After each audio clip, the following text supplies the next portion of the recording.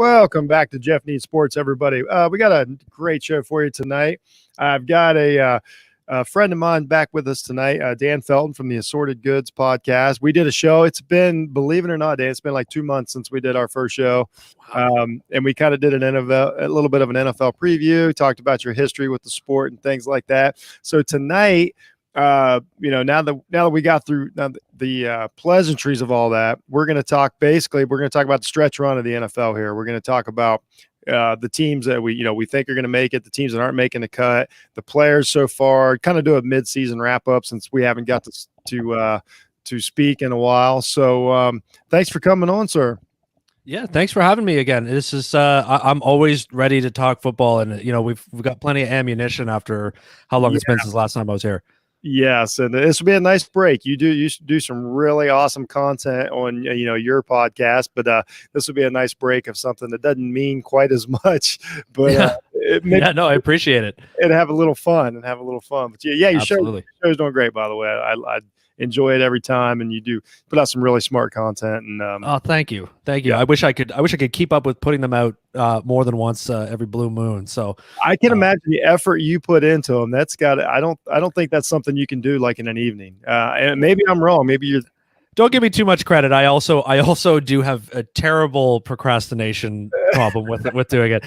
If somebody was expecting me to get an episode out like every week or 2 weeks, I'd probably do it more. But when I'm my own boss, I'm not great. So hey, I hear you, man. Jeff needs help is on. I think it's probably been a month now, but I do a lot of the sports stuff. Yeah. But I totally get it. But sometimes that's all right. That's all right, man. So of course.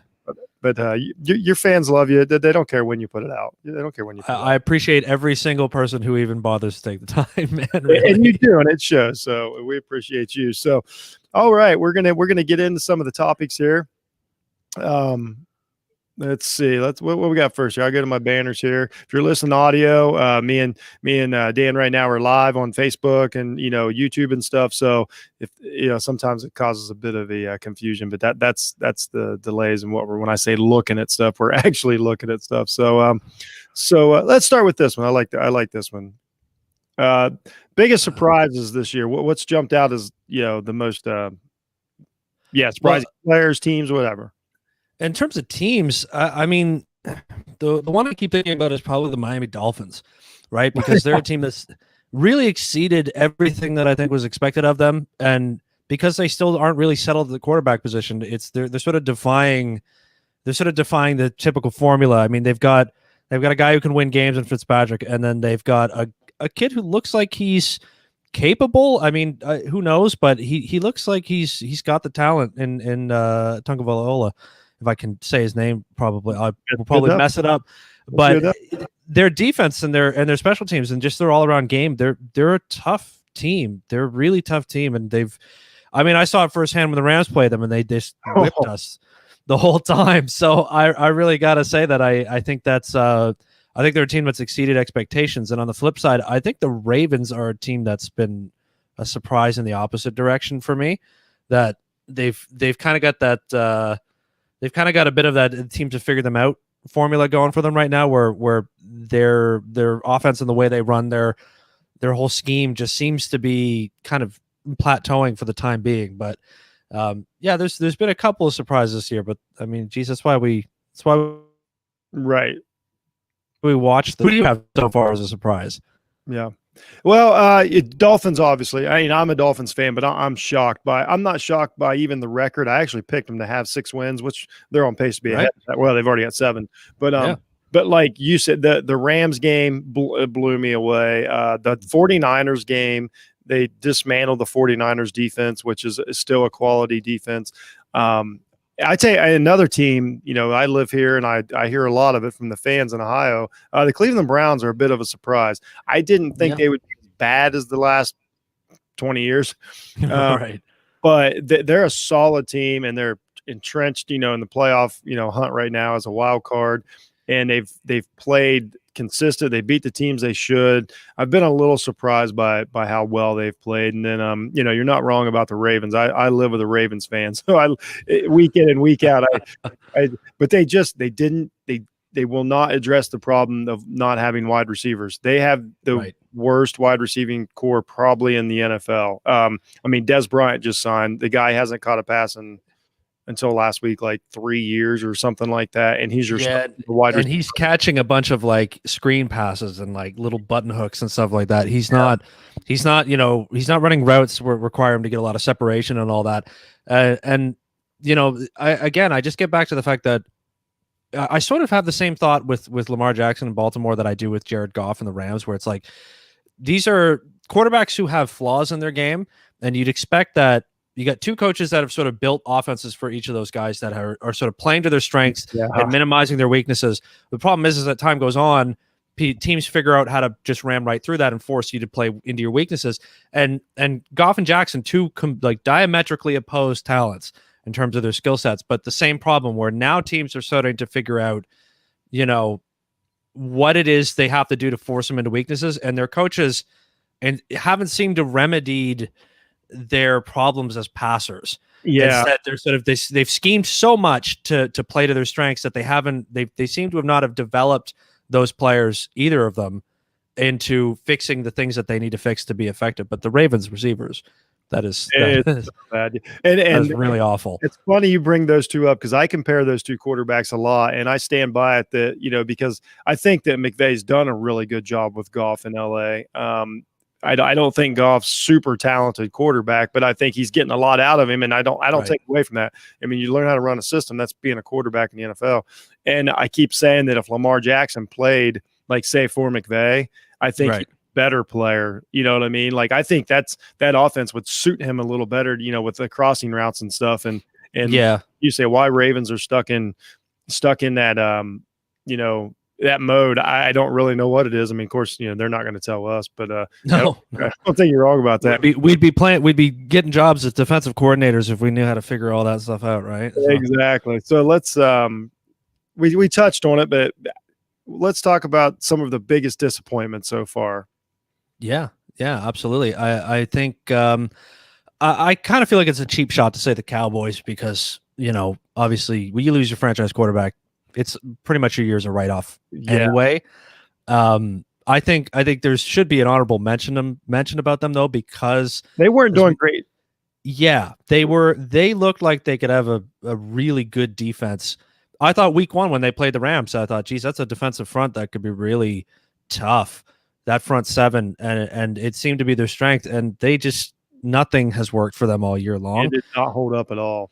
And it looks like Zeke Elliott might be sort of taking the year off without Dak. It seems, which honestly, I kind of got that feeling a little bit from Todd Gurley the last year Jeff Fisher was there, because if people forget that Todd Gurley had multiple up and downs, where his rookie year he exploded, and his second year he was not as good, and everybody gave this whole "what's wrong with Todd Gurley?"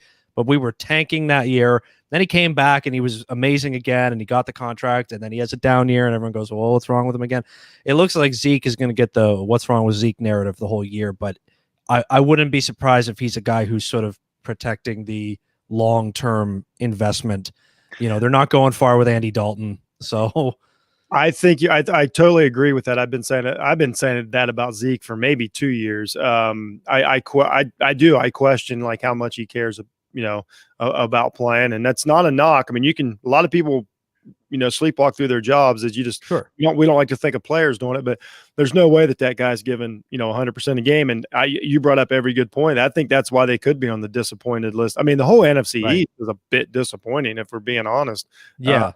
That team, the Eagles are a disappointment. I mean, you can't be that bad. And, like I understand injuries and all that, but I mean, come on, that's pretty inexcusable. Cowboys are a good one. What about the Chargers? The Chargers are a team that I thought was going to be pretty good as it was. And then they get a rookie quarterback who's playing out of his mind. Yes. And they just continually find ways to lose. Yes. They are my dad used to always say, clawing defeat from the jaws of victory. Yeah, constantly. Which is constantly, they constantly seem like a team who should be doing way better than they actually are doing. Yes. You know what? Let's throw the Falcons in there too. Is that that's the Sure. same situation? Sure. The Falcons are a Yeah. disappointment. That's a veteran team with some pretty decent talent. And when you have a high level quarterback, when you have a Super Bowl quarterback, Mhm. it's you should accidentally win 6 or 7 games and then you watch what they do when they explode like yesterday, when they play at their full potential. It's crazy. And then the way they gave up those games earlier in the year. I mean, Mhm. I think their fans would agree. I think they're a disappointment this year. I think they could have it easily fought for that division and at least a playoff spot. But Yeah. it's Yeah. I think maybe even Minnesota, although that remains to be seen looking at the last 5 games, Minnesota could maybe claw together. I didn't think they would be quite. I thought I pegged Minnesota as being maybe a couple wins ahead of where they are right now. yeah, Like 5-6, they could maybe end up 6-10, 7-9, depending on how this last slate goes. They seem to they're one of those teams to me. I think Houston goes in this category too, of ooh, these Houston. teams where you've been told for so long, there's been this expectation that this is the year they're going to be pretty good, but they're trending downwards. Both those teams, I think Minnesota and Houston are pretty similar. Good core, supposed to be winning quarterbacks, supposed to have some talent in a lot of different spots, and it seems like maybe it's a failure of coaching. I mean, Houston I was think for clearly a sure failure. Houston. I think for sure Yeah. Houston deserves a Yeah, failure. of course. Of Um, course. it's like I don't put the 49ers in this category. It's literally because of injuries. Right. They play tough, but when you mount up injuries to key positions like that, like things are gonna and they still play tough. I mean, they just had another win. They're not out of it, but I don't put them. No.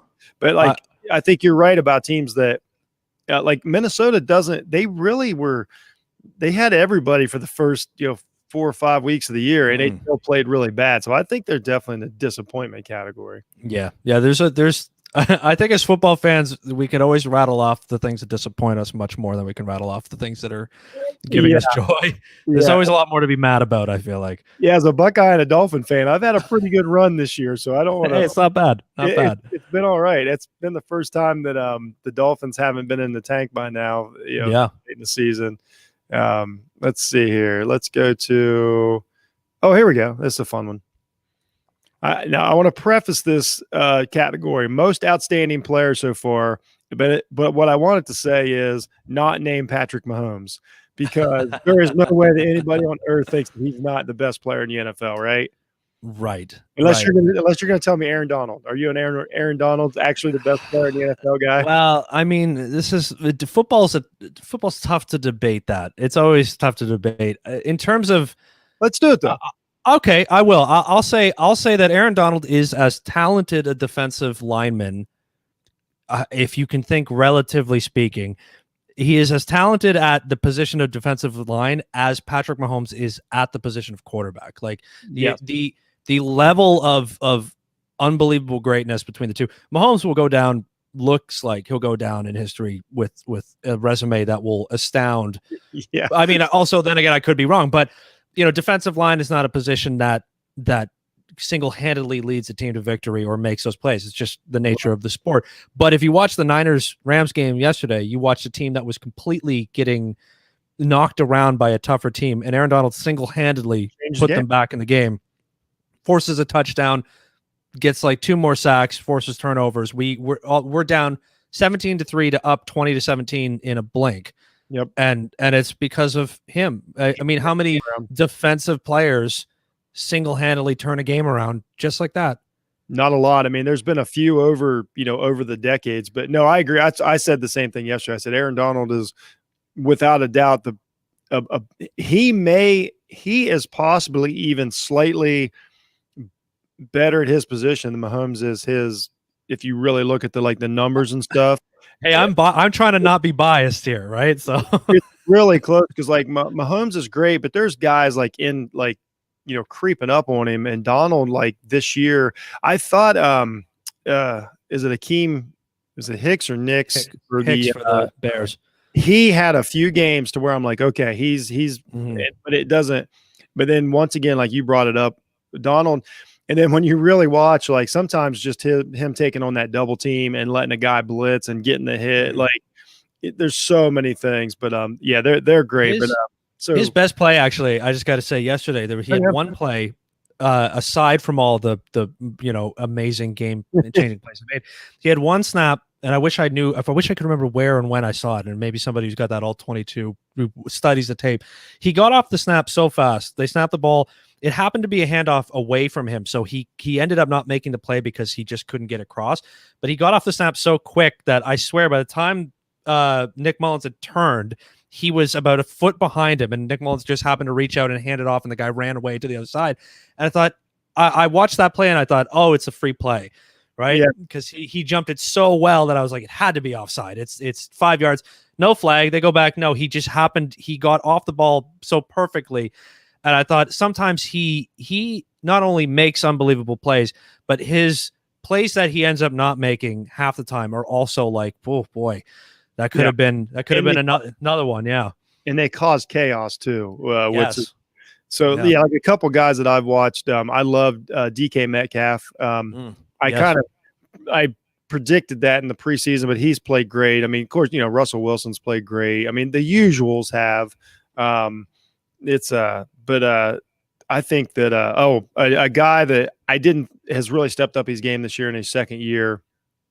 Kyler Murray. I think Kyler Murray's played. He's trending down right now, but this guy is. Like every play is on him on that offense. He's either faking the run, he's either running, he's running the RPO, he's throwing off his back foot. Like he never gets a play off of that offense, and he just keeps going and going. I think it's wearing on him a little bit, right? The energy level, but he's had a pretty impressive season so far. But I really think it's starting to wear on him. Yeah, he really seems like it's sort of the same with the Russell Wilson thing, where he's so much of the offense, that you think. It's successful because they're just that talented, those two guys, but you also think that share of the offense is you're right, such a workload. And I think in the Seattle game Thursday night a few weeks ago, he took a few shots where he's not a big guy, and to get slammed on his arms and his shoulders a little bit.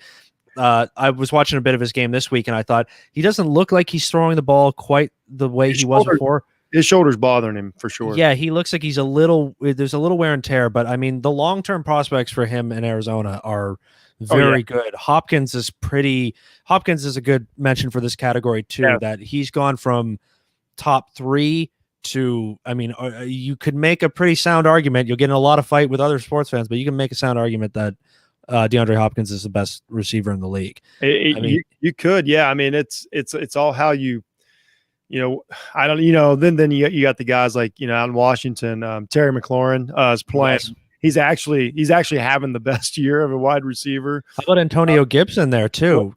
Stashed players in Washington. Antonio Gibson is a rookie who has 10 touchdowns now. I'm actually pretty proud of Washington. They've kind of figured it out, and the story of Alex Smith, is awesome. And if he can maintain this, I mean, they could win that division. I think they probably will win that division. I mean, it's not saying much, but it is true. It's true, but hey, you can't win the Super Bowl if you don't win your division. I mean, they're going to be a 7-9. They're going to be a 7-9 team hosting a playoff game in January in the East, in a cold city against somebody like the Rams. Want to be. Yeah, like the Rams could come across to the East Coast and have to play that, and I don't like that. I don't like that matchup. No, that's what those is. Well, actually, you know what? Since we're talking about it, let's get into division winners. Okay. So I got them up here. So I don't want you to think you have to memorize everything. So let's start with. Let's see. Let's start with. This is on my other screen. Be patient with me, everyone. No worries. Let's start with the AFC because I want to save the Rams talk for last. We're definitely going to get there. We're always alphabetically last in those divisions. I know how it is. So AFC East, it's closer than people think. The Bills seem like one of the best teams in football, and they are. And the Dolphins are one game behind them. It's pretty impressive. And you look at the net points and everything. I was gonna point that out. That seems to be one of those telling things for the Bills. That they're 8-3, but 17 net points of plus 17 at 8-3. The record is much wider than the points for and the points against the teams. That means they're playing. How about the Dolphins? 79 plus 79. Yeah. So who do you think wins the division? I just think I got to go with the team with the quarterback, right? And the Dolphins. That's I usually like the Dolphins. Yeah, I like the Dolphins. I just think they're probably. I can see them plateauing, and I mean their plateau this year may still be, 10 wins. You know yeah. what I mean? That would be 3-2 on the way out, which is below the average of what they're probably already doing here. But I think the Bills, as long as you got a guy playing like Josh Allen has. Josh Allen had a statistic I saw during the game yesterday. He said he's like in his career so far, he's got like 55 red zone touchdowns between running and passing. He's got no picks, which is just a wild statistic. That kind of efficiency. He's playing great. I mean, in the first 5 weeks, I would have said he was the MVP. He cooled down a little bit, but he's really a quality quarterback. I enjoy watching him play, and yeah, I agree. I think the Bills definitely win this because they get to play the Dolphins again. The Patriots can't. The Patriots are climbing back into it. There's no way that they're not going to win the division at this point. Right. I don't think the Jets are going to make it. The Bills, to me, the Bills all come down to me just to the running game. If they can figure out some way to get somebody running the ball who isn't Josh Allen running for his life, I think they'll turn their offense around. I think they'll control the game better. They'll help their defense. That they could hit their stride at the right time. They might make a run. Now I'm curious. Up in your neck of the woods, are the Bills a popular team up there? Oh yes, I figured. Yeah, because I also live in I've born and raised and live in Southern Ontario, which is Buffalo is like 2 hours from me. Well, they were kind of like at one point, wasn't there talk about moving there? Right. Yeah, there was this whole fiasco about that. Yeah, it was. But I mean, I figured that they were geographically pretty popular team up there. So let's go AFC South. Oh, we just said, well, after yesterday, it's easier. It's hard to go against the Titans, but you got the Titans one game ahead of the Colts. The Texans are out of it. Jaguars are obviously out of it. So it's Titans or Colts. And after the way they got steamrolled yesterday, the Colts by the Titans as impressive, but still just one game. What do you think? I gotta go with the team that I think's got the better quarterback right now, and surprise. Not in terms of career, but I think the better quarterback is Ryan Tannehill because the way their offense is built, the way they use their power running game to set him up, they make Tannehill very comfortable. But he also, in sort of like a Josh Allen style, he will break down a play and make something with his feet, and he's just a quarterback that his team absolutely loves him. It seems like it. And we talked about this, a couple months ago. I loved him with the Dolphins. I was a fan of him. I like what he's doing. And this is the quarterback I thought he was. The Allen comparison's perfect. I mean, they're both athletic, get the big arm. They making really good decisions. Tannehill over the last year of play is basically one of the best quarterbacks in the league, even up there with Mahomes. Like some of his stats are actually next gen stats are better. We all know on the field, but Tannehill's had an amazing 12 months since that team turned over to him. I think they're legit, but here's what they do. Here's what Titans have done all year. You think this because you see him yesterday, and then they'll come out and give up 35 the next week in a loss, and then you're like, okay, now I can't figure it out. And something as a Rams fan I'm very familiar with is they look great some days, and then other days they show up and you think, who are these guys? The Rams 2 weeks ago, the best team in football. 3 weeks ago, the worst team in football. Right. What is going on? I think the Titans pulled out, but the Colts are a solid team. Their defense is really good, but it's hard for me to believe in Rivers. I never did, even when he was in his prime, and now that he's a step back, and they're playmakers. They're playmakers on offense too between those two teams. I mean, Titans, you get Joe Smith and AJ Brown and Corey Davis, and they've got some depth. Even their backup tight end Fursker and all those guys. They got a nice depth in there. The Colts, on the other hand, I think T.Y. Hilton's having one of easily his worst years as a pro. Yeah, I mean, they've had a few guys step up, but overall, I think between the two of them, the Colts maybe have the better defense because the Titans are suspect in that category. But I don't know, that Titans offense is just control a game. And here's the thing about Henry. I was watching him play yesterday because, the whole we constantly talk. Well, not we. Everybody constantly talks about his size and everything, which is true. He's a monster. And I'm like, but when I watch him play, I'm like, man, he's not hitting people. Like he's not Jerome Bettis just barreling through the line. Yeah. So I looked into it.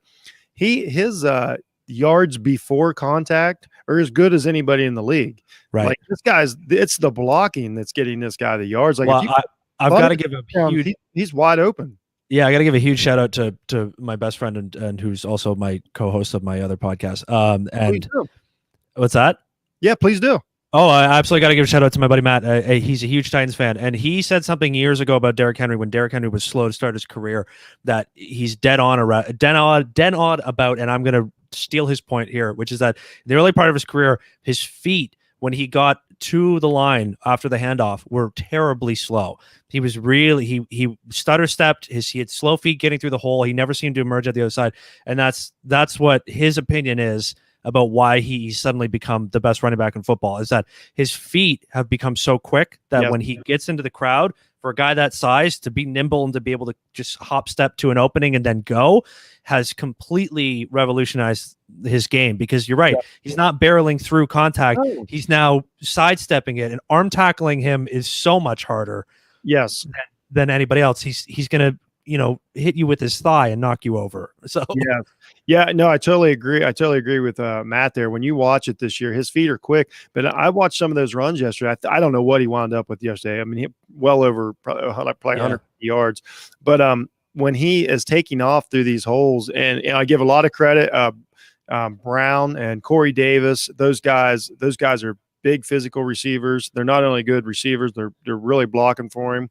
And when he's got a head of steam, and he's 3 yards, before contact, then it's out of control, and with his reach and everything. But he really isn't getting banged around as much as I think people think he is. And I think that the really surprising thing about him is also the fact that their offensive line has been really banged up.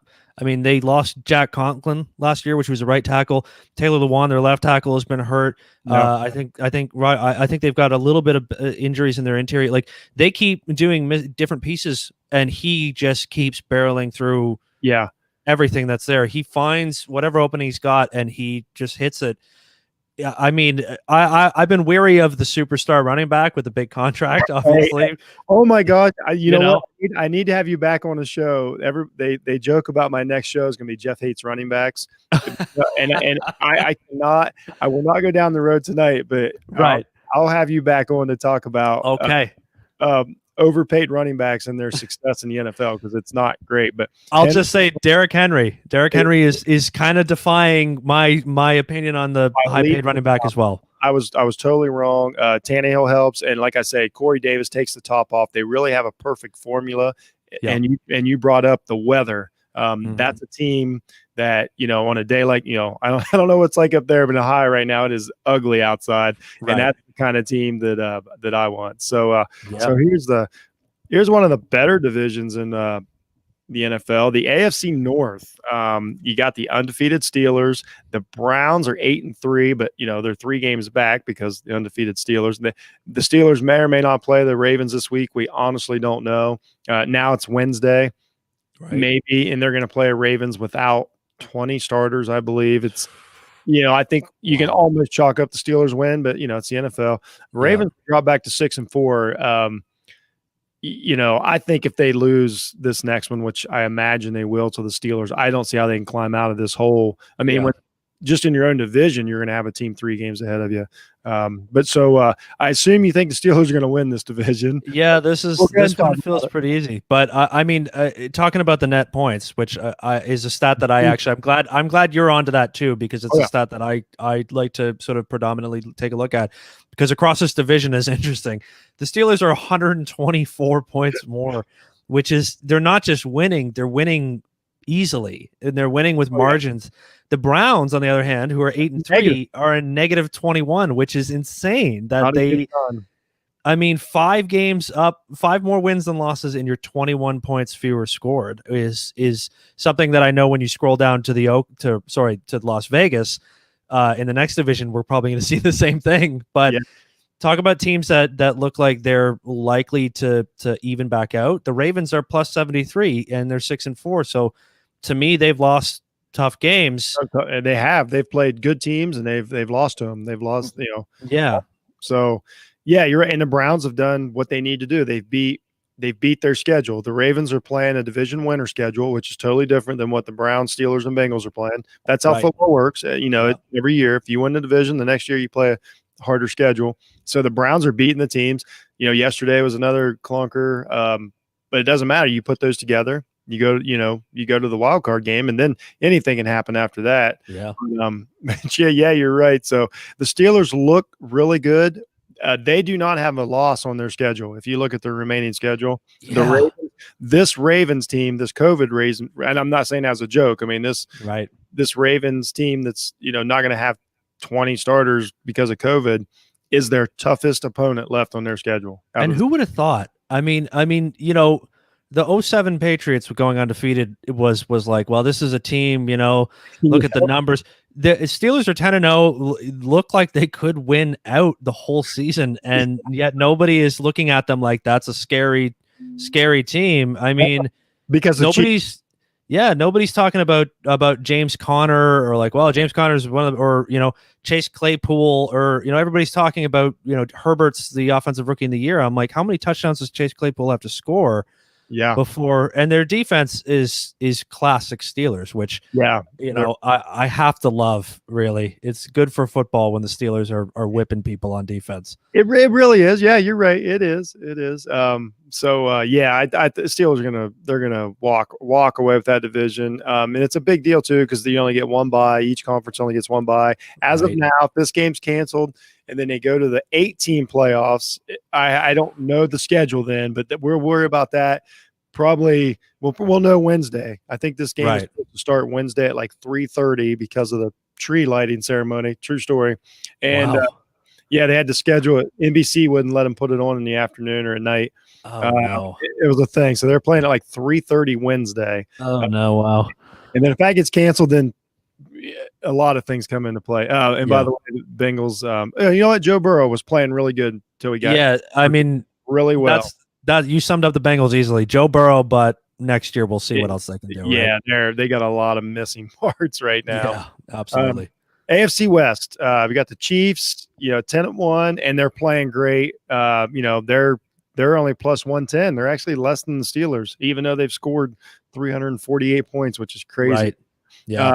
The Raiders drop another one. They're down to 6-5. Obviously, the Chiefs are going to win this division. There's no reason for me to force you to. Yeah, I'd say it's the Chiefs and three disappointments, probably. The Broncos, a bit of a letdown too. It's really, I think the Broncos and Chargers I expected to be a little bit better than this, but if you're in the division with the Chiefs, you're going to have two really terrible games a year at least. Well, look at that though. See, you brought it up, close games. The Chargers are only negative 23 in the net points, but yet have 8 losses. Right. The Browns have 8 wins. Yeah, and they're almost exactly the same, which is amazing. And winning those close ones and not. It's one of those things that I think about a guy like Anthony Lynn coaching the Chargers, and you're like, is that an argument to be made that he gets another shot next year? Quarterback's ready to go, get another reload on defense, come back, or is this the opposite where you go, man, you're this close to winning all these games and you keep finding ways to lose? So he makes a lot of coaching mistakes. Yeah, he does. Every time I watch him, like the late in the game, like yesterday, he did it again. He makes a lot of simple, and I like the guy, but sometimes I'm also where I am with running backs. I also try not to get caught up in the trap of like really liking the awesome coach that sounds good after the game and does everything right, because that doesn't always work either. So I'm a little weary on him, and I hate to say it because I just really like the guy and I want him to be a good coach. So I hope he gets another year and just bring all this back together. I mean, outside of the Chiefs, we'll say the wild card is gettable with the AFC West. I don't know if you guys passing the Chiefs for a couple years. So the Raiders look like they can make a shot at a wild card, but after that game yesterday, they're another team. It's every other week with them. I mean, they got completely exposed, yesterday, and yet they beat the Chiefs. Then they play the Chiefs tight. I can't figure them out. And they're such a simple team. Like, they just every game is just like gutting it out, and I don't know. They're I don't see them making much noise in the playoffs, but that's just me. No, neither do I. They look like a quick out probably once they get there. I like how David Carr is playing this year, but then they have those stinker games to where you're just like, I can't defend this, Well, it's another team that has no wide receivers at all. Oh yeah, that rookie's pretty good.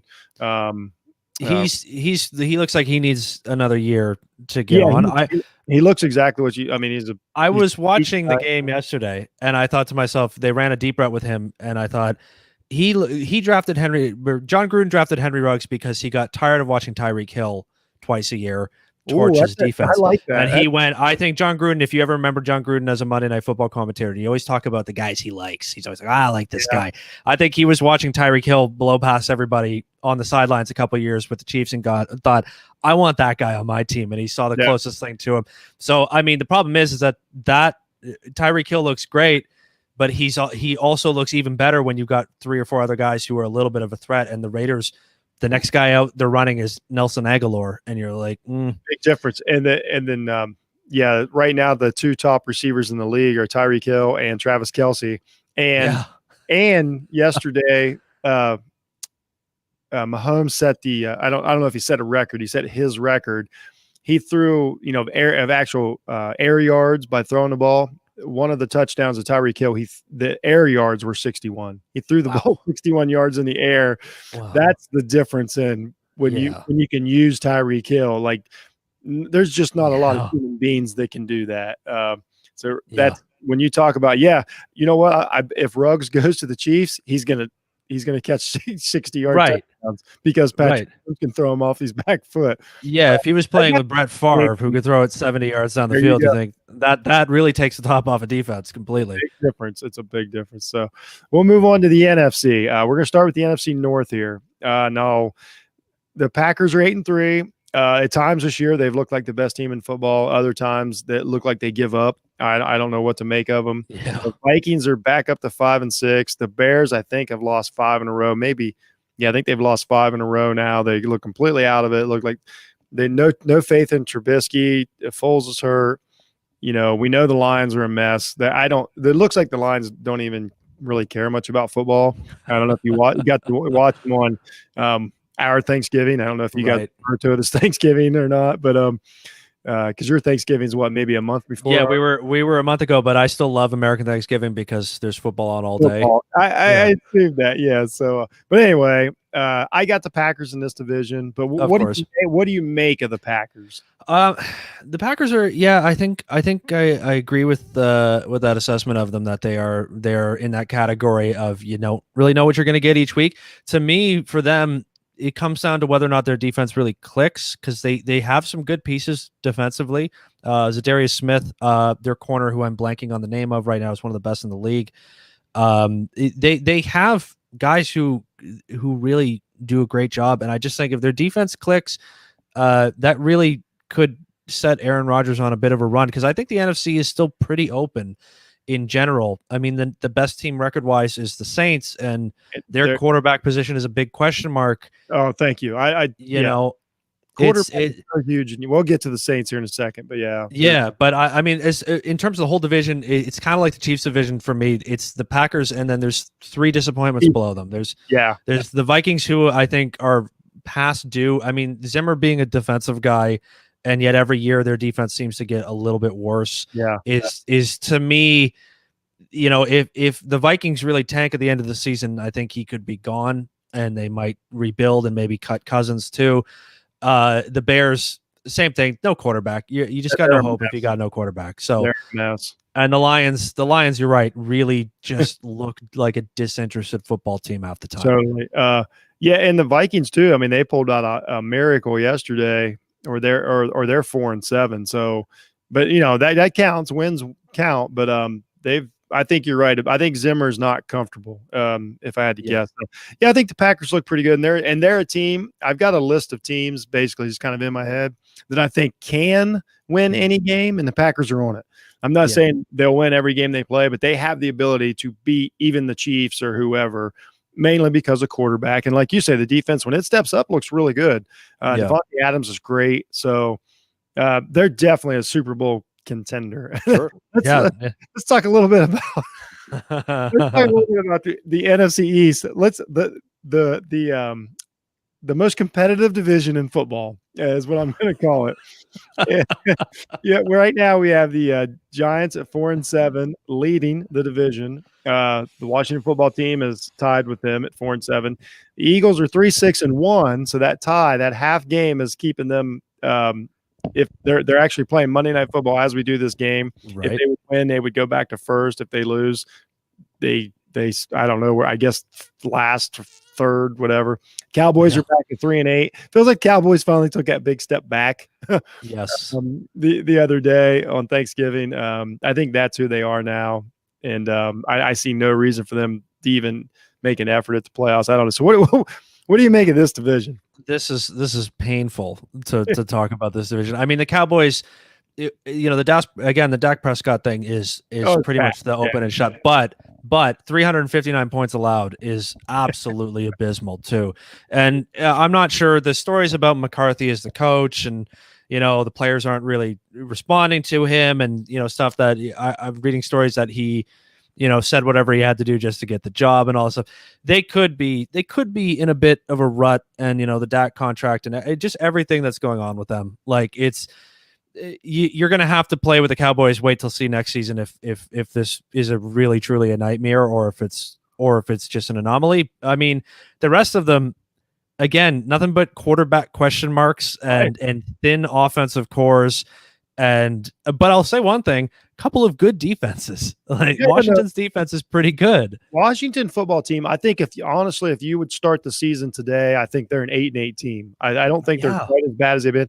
We're talking about net points all night. They're -2. That's it.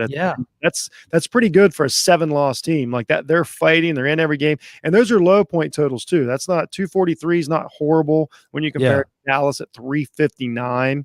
Yeah. The Giants.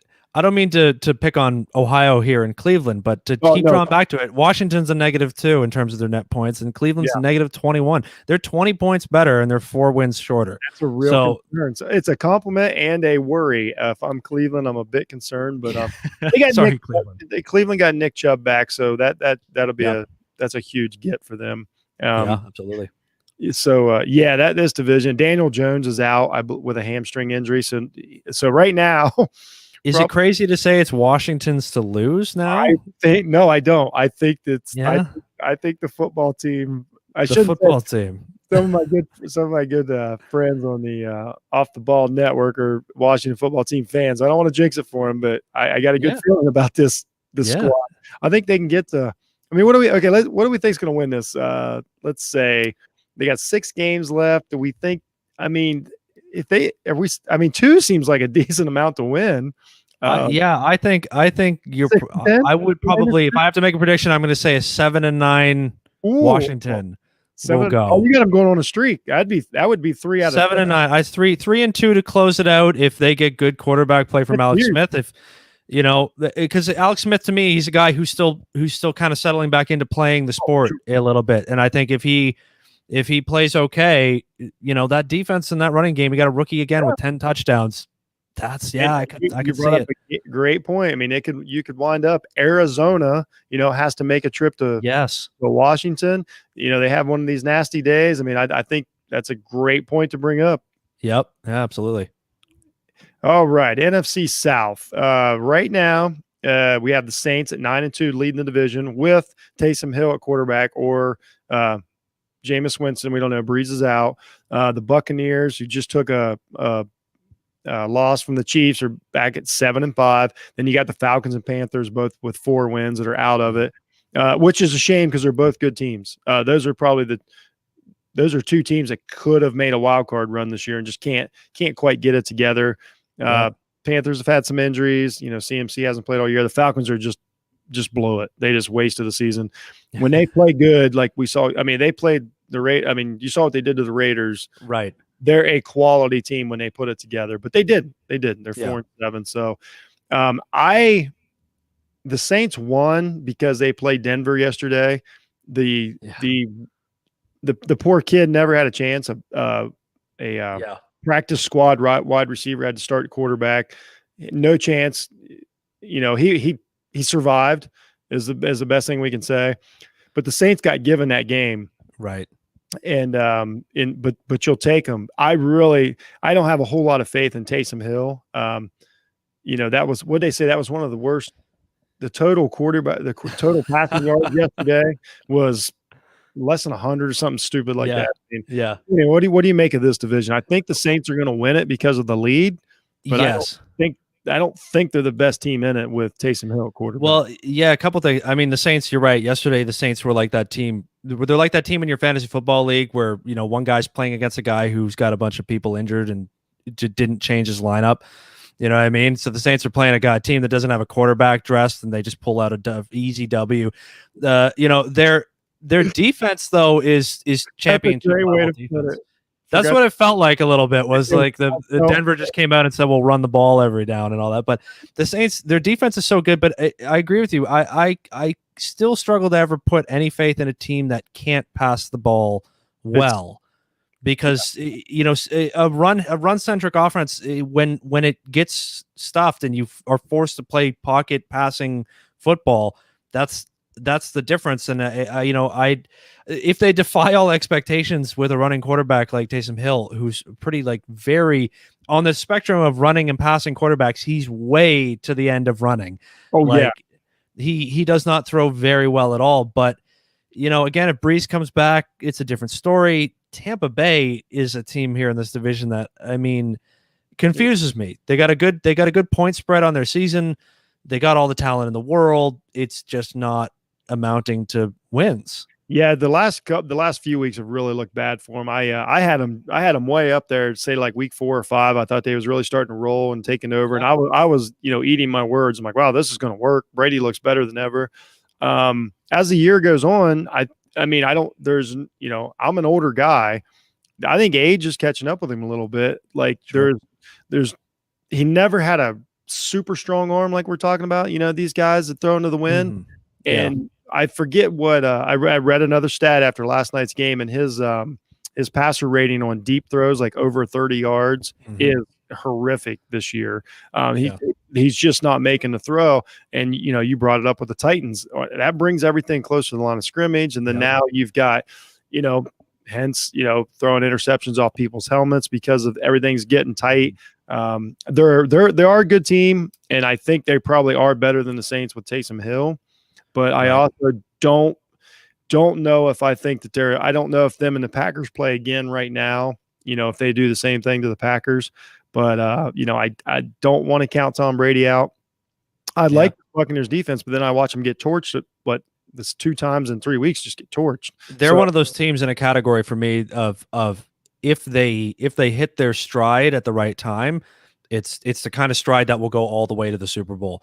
You know what I mean? They're in that kind of, there's teams that I think that are good on paper right now, or good records, but they're very suspect, and I think they're going to have a hard time once they get into a playoff football kind of game.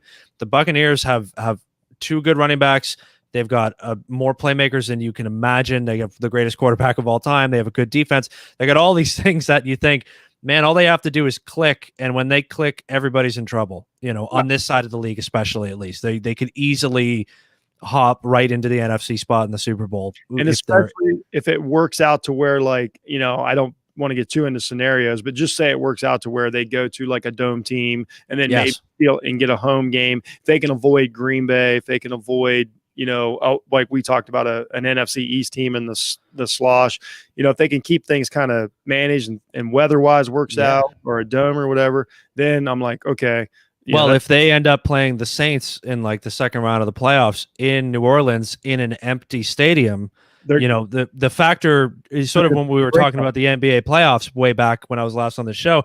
The same thing. I mean, I was thinking about the Packers, and I thought, geez, if they sneak up and take first seed, going through Lambeau to the Super Bowl is one thing, but then I think you're going through an empty, hollow stadium where there's no fans. Tampa Bay going into the Dome to play park football with the Saints in an empty, quiet stadium this year is anybody's game, really. There's no intimidation factor. There's no rowdy fans. It really could swing their way. Absolutely. I think that's why I say if it lines up right with them, I'm with you. I think the only thing you can stop them is a really just like last year when the Titans went into New England, a crappy weather game outdoor. Yep. Man, if it works out for them, in that direction, I think they're going to be really dangerous. Yeah. And I just don't think the Saints, they got the number 1 seed in the NFC right now, but I don't have much faith in because of that. So, okay, here we go. Let's get into the favorite division in football here. Let's do a little NFC West talk, something you may know just a little bit about. Just a bit, yeah. So we got Seahawks leading it. They're playing right now, so this could change. The Rams fell back to 7-4. The Cardinals lost again. They're kind of coming back, to reality a little bit. 6-5. As good as they look, 6-5 is just one game above. It's not great. 49ers are at 5-6. They're fighting through the season. We talked about their injuries. This, even with the injuries, the rookies, this division is still one of the best in football, still one of the most competitive in football. So tell me why the Rams are the best team in this division. Well, I'm gonna go through the other teams first because once you get me on my Rams, I'll never stop. But I mean, the fact is, again, to one more time on net points, this division is all positive, which is amazing. That the worst team is 5-6 and is still in positive points. The Niners, first of all, are a team that injuries, yes, but they're going to get guys back, and the longer they hang around, as the season goes on, and like you said about the 8 playoff teams, if that happens, them slipping in and suddenly getting Garoppolo back.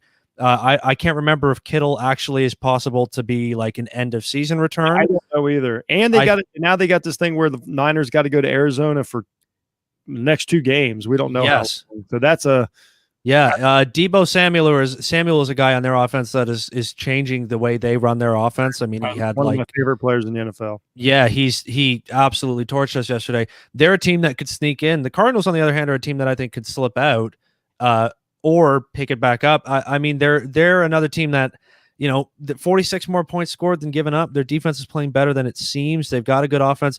It's whether or not teams have sort of figured out a way to get Murray. One thing I noticed yesterday watching him was that he's a brilliant escape artist, but he sometimes goes to the escape too quickly. He drops back, and he used to do this thing in college where he would drop back and then he takes 2 or 3 extra steps. Like he does a traditional shotgun drop, and then he immediately does this thing where he takes a few more steps back, and then it's either fling one over the middle or bail out outside. He too quickly steps further back from the pocket, I think, and I think that's just an experience thing. He'll get better at that.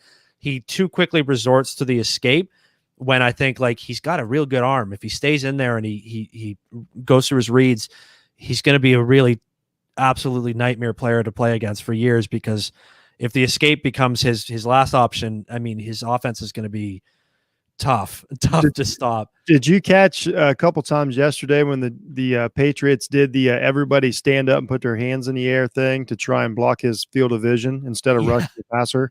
I mean, that was a real thing, and it worked. That is a thing. You talked about it. When a player runs a system, the defense eventually figures out how they're running a system, and they start clogging those lanes. And of course, you're going to do that with a quote unquote small quarterback, even though he's bigger than me.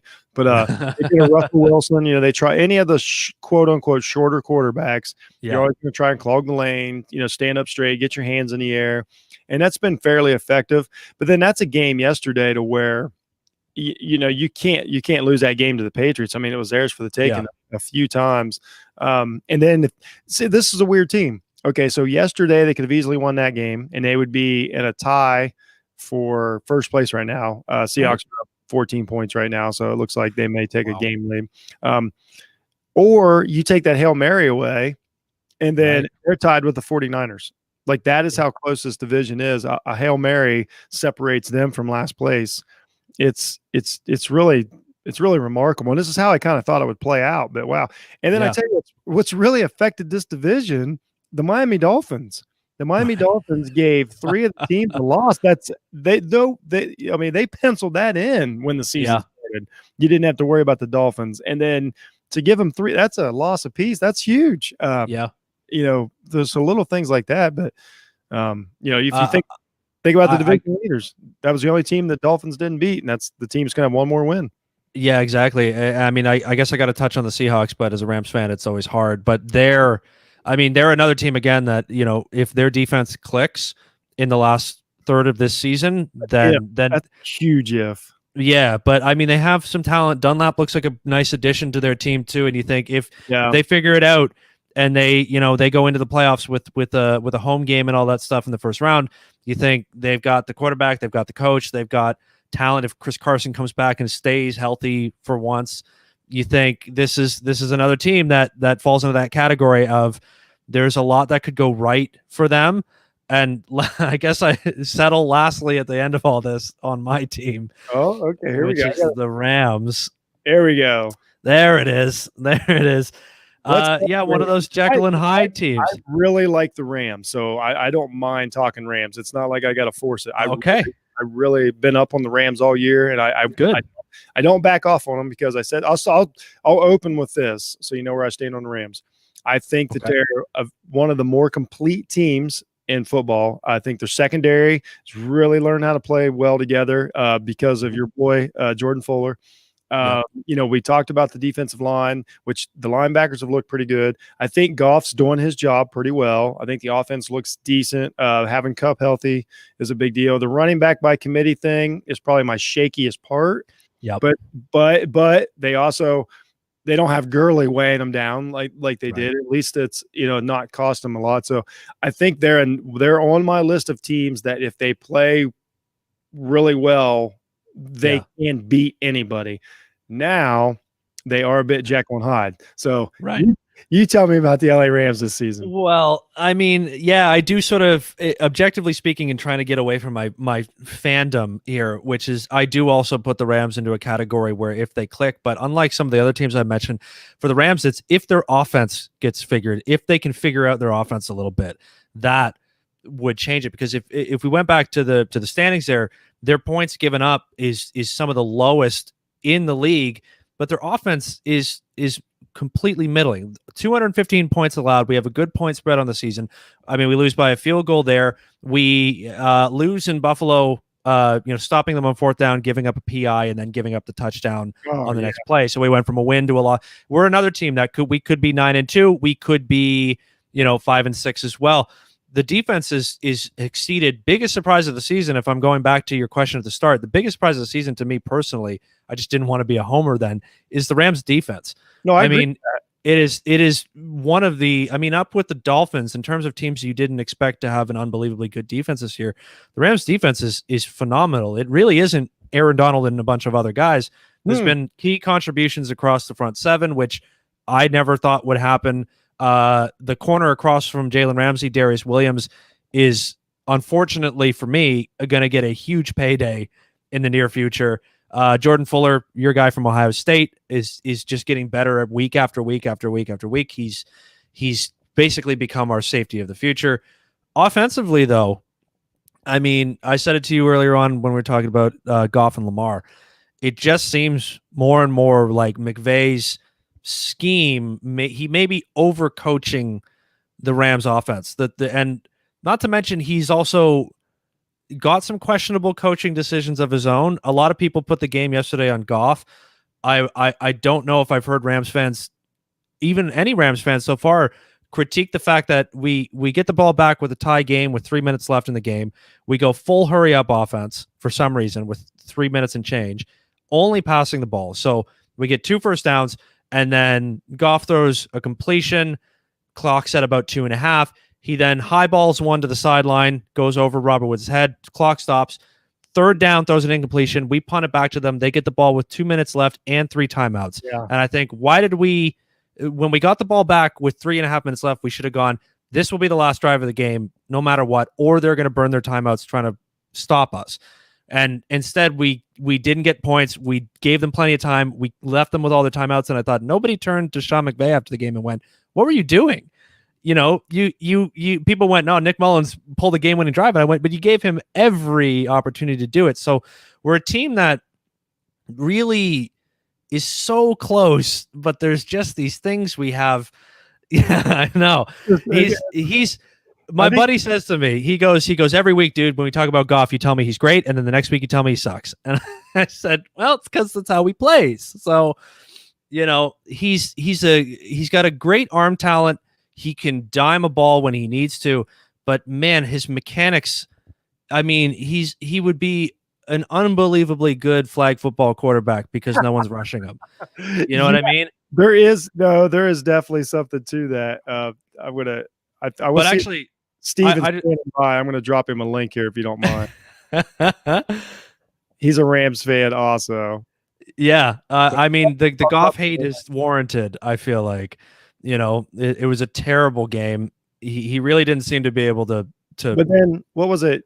So the game before that was when he almost set the record for completions in a Monday Night Football game. Do you see what I mean? And and that's what I was saying before, is that the way that people scheme McVay's offense with Goff, we have the Patriots on our schedule, which we were just talking about what they did to the Cardinals. And I thought, I expect nobody exposes your weaknesses like Bill Belichick does. And I know Miami did it this year. The Niners have done it twice to us, like they do all the time. Teams have figured out Goff and McVay's thing. Some of them have, some of them haven't, clearly. But for some reason, they have, after these past 3 years of these teams doing this, have not been able to self-scout and self-correct those things. But the one thing all season I'll say about the Rams offense that they're missing desperately is speed whatsoever, because you mentioned it earlier. We have taken hardly any deep shots because Kupp and Woods, one of the most underrated duos in the league, but we got nobody who takes the top off. Yes, it's huge. And yeah, even in the game yesterday, if you watch a lot of it, the Niners defense, we ran so many intermediate and short passing plays that you just saw them collapsing on every ball thrown because they're not playing the deep third the way we should be scaring them to. And I think teams know that. We talked a little bit about it with Tom Brady. That's sort of the same issue. Now his is more because of arm strength, but the same thing. Like when you condense that, all of a sudden those crossing patterns and stuff start getting cluttered. Yes. And then that's when the ball's bouncing around. That's when you have incompletions. Yeah, I totally agree. So I got what I was just going to say about that was that it's become clear that it's not Jared Goff's arm. We know he can throw a ball a mile. He's got a hell of an arm, but there's nobody on our team who can run fast enough to make it matter. So we're kind of stuck there. They need Henry Ruggs. We got a special guest. Hey, fellas. Hello. Stephen Gillespie from Breaking the Game Off the Ball Network. Stephen, meet my friend Dan from Assorted Goods podcast. Hey, Dan, what's up, man? It's a pleasure to meet you. Nice to meet you too, buddy. Thanks for stopping by. So, yeah, I saw. Well, first off, I just saw NFL conversation. I'm watching Monday Night Football. Like my cup is overflowing. I'm doing some college basketball scouting right now. So like I'm in my zone right now, and I was listening to the Rams talk. I'm a big Rams fan. I've been a fan since like '99. So have I. We've lived through the same misery, then, my friend. Yeah. So we both have experienced a lot of heartbreak. I also want to point out that one of you is from Canada and one of you is from Arkansas. And I mean, as a couple football, that's awesome. That's awesome. Yeah, that's cool. Yeah, well, I mean, I'm from Arkansas, so they used to be in the Edward Jones Dome, right? So just like on top of us, and I like myself too much to be a Dallas Cowboy fan like everybody else in Arkansas.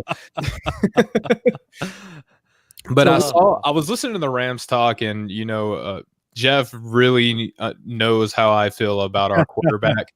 And I try to like him a lot. And, there was like 2-3 games in a row where he was just looking real, real solid. And Jeff, he was so bold to say, young Tom Brady used to play like this. And I'm like, okay, like, Jeff, I know that you know your football. I know that you know your football, but like, I eat, breathe, sleep Rams football, right? Like, so I know I've seen Jared Goff put together, even under Jeff Fisher. I've seen Jared Goff put a couple of strings of games together where he looks like he's really good. And Dan, you spoke to the arm talent. He can throw really, really well. He's one of those guys that, like, when you start talking about his skill set, it's almost always the first thing that you bring up with him. He throws a really pretty football. Yes. Like, that's almost always one of the things you bring up. But to me, like, when you bring that up with a quarterback and that's the first thing you say, as opposed to like he's real accurate or he's great under pressure is what you want to be saying. Yes, a lot of guys in the NFL can throw a really tight spiral. That's like not a unique skill set. But to me, everything good about him and the reason that he's really caught on to a lot of people and he's under a lot of people's attention right now, I think is a direct correlation to the arrival of Sean McVay. I think that his offensive scheme, his system, really mask a lot of the weaknesses that that Goff has in his game. And you spoke to the under pressure. That's the biggest thing with Goff, because when the play happens exactly the way McVay draws it up, Goff looks super good, man. But like when the play breaks down and you're trusting him and his instincts, in his, quarterback IQ, that's where things get a little bit shaky with me. You spoke to the defense. I think that those were all solid points. Fuller looks great. Williams has been an excellent cornerback opposite of Ramsey this season. I mean, we'd be remiss if I didn't bring up, Aaron Donald, who should just be regular season MVP considerations right now, as opposed to just defensive player of the year. And, we're doing it with kind of a shaky offensive line. I like Higbee and I like Everett at the tight end positions. Our running back by committee that you brought up earlier, Jeff, I think is solid. I mean, at one point, I don't know if we still are, but I think that we were like 7th in the NFL in rushing. Total yards. It's working. I thought Cam Akers was going to be a little more dynamic his rookie year. I kind of counted on that. I think he scored his first touchdown like yesterday, maybe. Yeah. I like him, but I thought he was going to make a little more of a difference. So I might have been wrong, but So real quick, I'm going to show you guys this. This is how spoiled you guys are. I think Kurt Warner did this to you. Just of course. Just real quick. Well, it's not popping up. Oh no. There. Kurt Warner is the best. I'm just going to put that out there. He's the best. Yeah. I have nothing but fond memories of him. So I'll second that. It's not showing up on here, even though it says it is. Mark Bolger looked good once upon a time too. Real quick, Jared Goff's career, not to argue with anything you guys are saying, he's 40-25, 63% completion percentage, which is pretty good. He's 67 this year. He's got 17,000 yards, 7.6 yards attempt. That's slightly above average. That's in the good level. 103 touchdowns and not only, but 52 interceptions, which isn't a horrible ratio. It's like per his age. This is a great start to a career. I don't argue with what you guys are saying, but another thing that's crazy, he's 65 games into his career.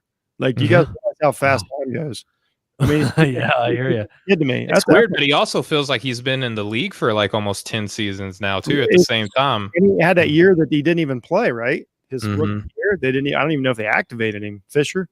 Yeah. So, if I'm the Rams this offseason, the only thing I'm doing to save this guy, if I want to keep seeing what we got, is get two guys on their offense who can run 4.3 speed. Yeah, because the way they're compressing, it just seems like I blame Goff for a lot of his own issues, but I also think there's a little bit of something to be said about the way they're scheming him and basically saying, we're going to put you in situations where you're going to be under pressure and you're going to have to fit into tight windows. And it's like, those are the two things he does not want to have to do. When we had Brandon Cooks, the way we used to take the top off the defense and then the way we would hit the crossing routes, because of the way the safeties would be an extra 5 or 10 yards deep, really changed the offense. I mean, I was hoping before the trade deadline, they would have gone to some team and said, that guy right there who runs really fast, we'll give you a 6 or something for him, because we just need somebody to go scare the crap out of a defense and open it up for him a little bit. It is a good point. McVay is definitely in love with those natural picks and rub route, and all that, but you can become you can't get a little fixated on it, but I don't know. Until I guess you trade for Randy Moss. That's what Brady did. Yeah, I mean, sure, it changed his career instantly. I mean, you brought up Ruggs earlier with Vegas. Maybe we can swag them out of. This year it's so deep in the draft that there's going to be a receiver wherever they draft. Late in the first round. If they want a receiver, the second round they'll get a receiver. There's so much talent in this. Well, we did that this past year. We just went and took the exact same kind of player we've had 3 of already. We went and got yet another guy who's a technical, great route runner, a good run blocker, great hands, good awareness, and he thought we needed a guy who can run really fast. We needed to do the old Oakland Raiders philosophy: draft the fast guys. All we needed this year. So you got speed kills. Kills. And I just wanted to point out something real quick to what Dan just said, Jeff, if that's okay. The Brandon Cooks piece, I thought was a very critical point. You nailed that.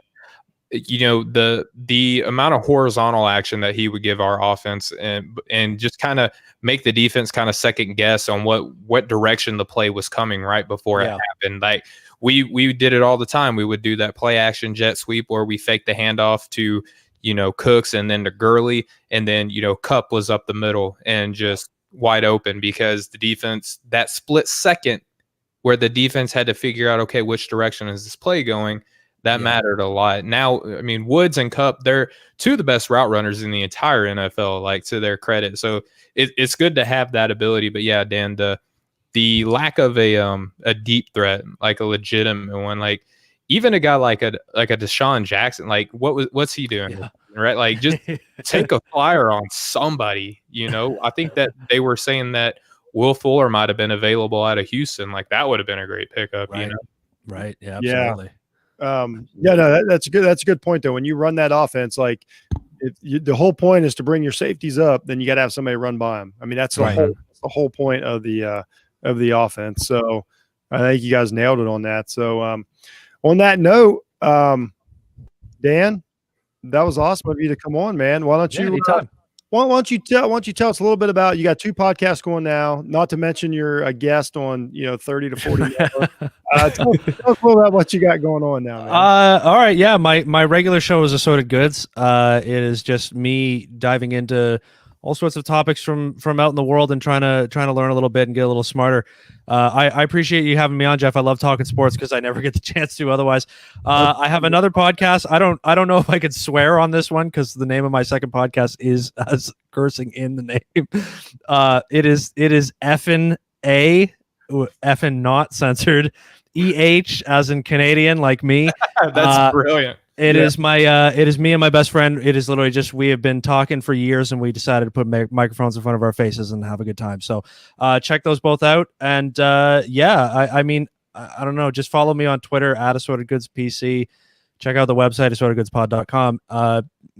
Just if you for some reason weren't sick of me at this point and you want more, there's plenty of me out there. Oh, so.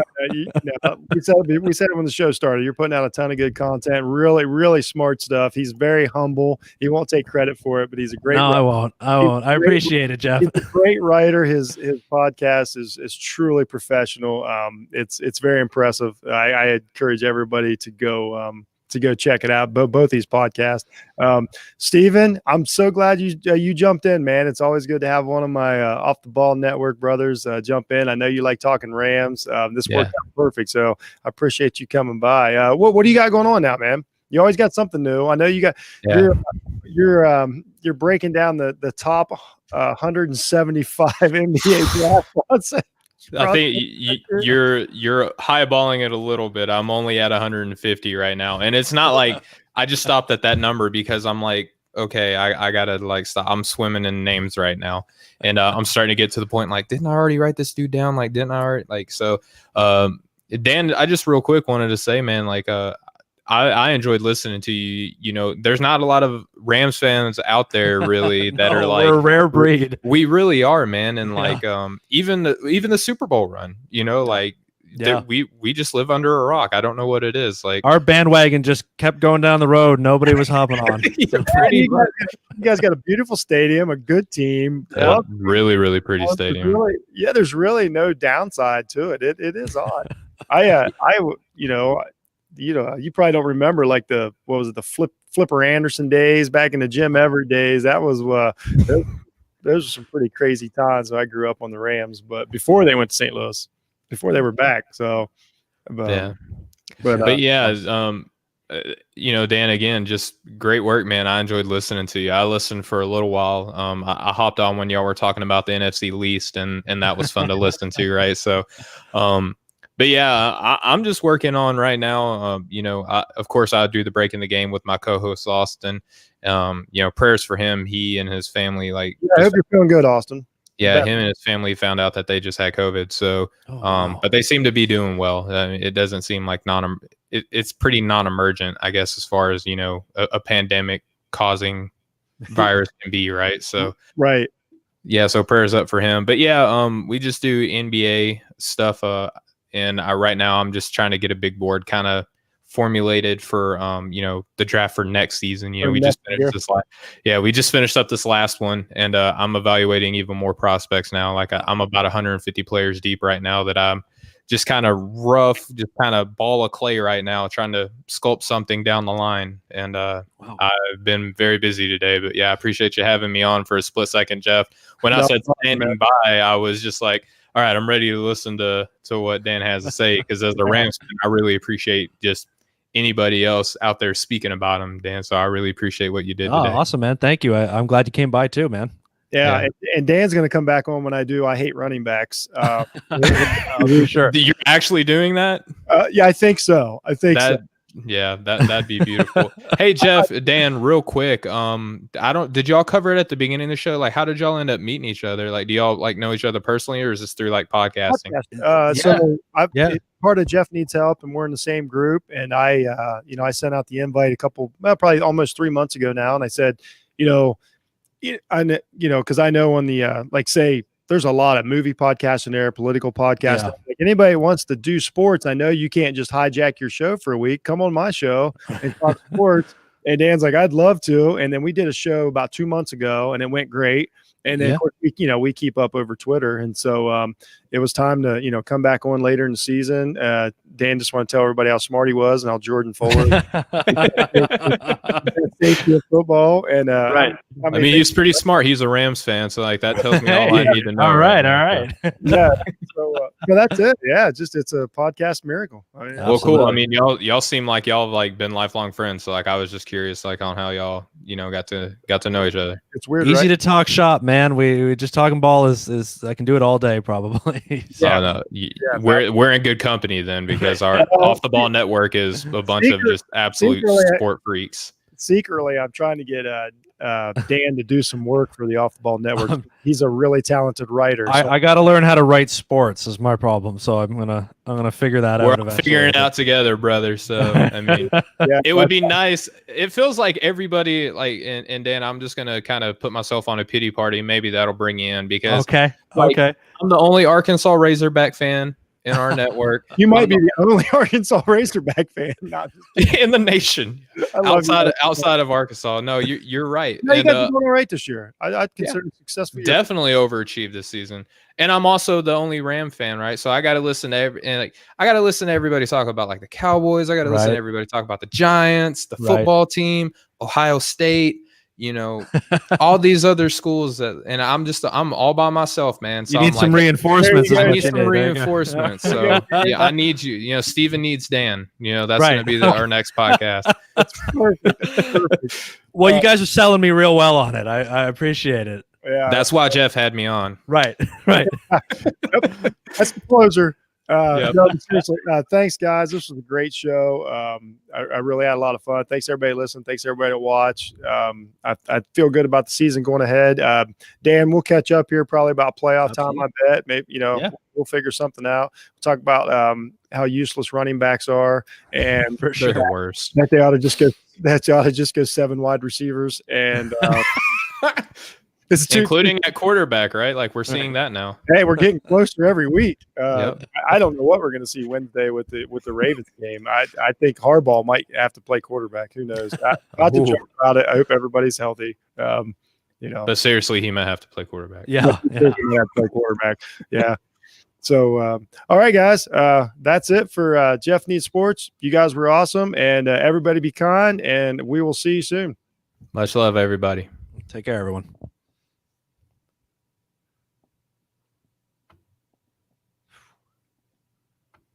Clicker's not working. This is awkward.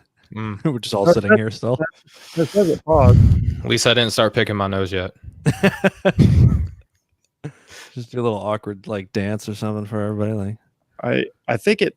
No, it's playing goodbye horses in the background. No, you got delayed. I think it did stop. It'll just take a second. It's still saying it's ticking. Oh, is it? Yeah, in the top left corner is saying it's counting. Yeah, continue to keep fingers out of noses for the moment. Stand by. Commit snot rocket. Yeah. Let me try this. Is more classy. My mouse isn't working. I might just have to click it off if I can. My mouse isn't clicking. Prompt ending? Sure, why not? I don't know how to get out of it. Oh, he's gone. All right. It's just us. No, we got our own show now. I wonder if how we still knows. I wonder if he still knows that's on right now. Yeah, maybe we're still just broadcasting the world awkwardly.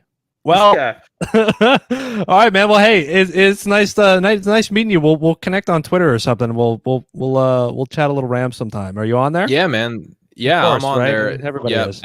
at Stephen BTG right there on the name Oh, you got it tag. right up front. Beautiful. Right up All right, front. man. Yep. Excellent. Well, Well, cool. I'm gonna go get some food and me and watch the Monday Night Football. Hopefully, I'm just gonna sit here awkwardly and like just do your stuff own and show. be recorded. Do it.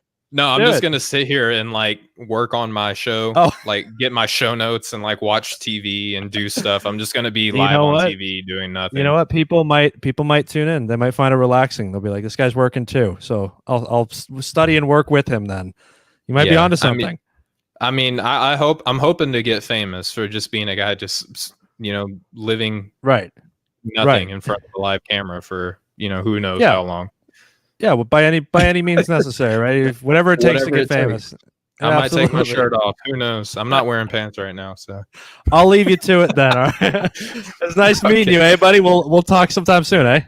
All right, that sounds good, Dan. Appreciate you, brother. Have a good one, buddy. All right, you too. Yeah, so I'm just gonna sit here and do nothing. I'm gonna actually tweet Jeff right now that we're still live and see what he says.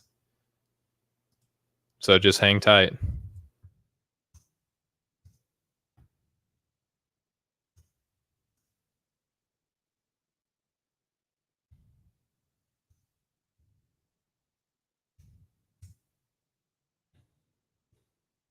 All right, the tweet is set. I'm gonna see how long it takes for this to be resolved.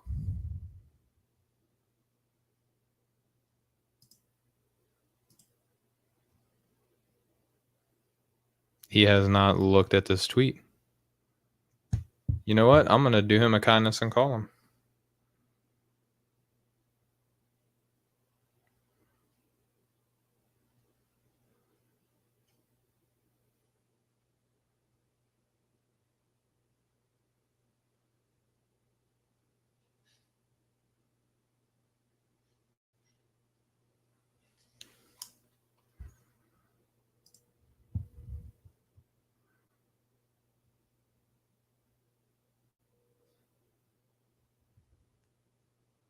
Hey, dude, I'm sitting here still live on your show.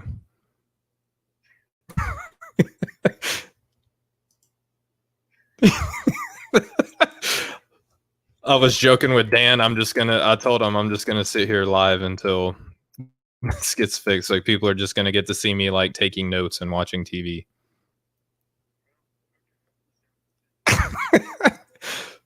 Yeah, I'm still on there. I just verified it on my Facebook that you're still recording, and it's just me doing nothing right now. No, bro, I'm telling you, I just pulled it up on Facebook to verify.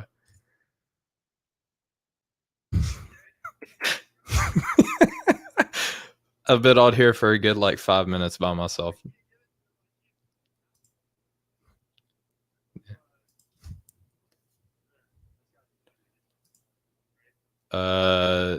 No, I'm still tracking, brother. I'm watching myself on live Facebook right now.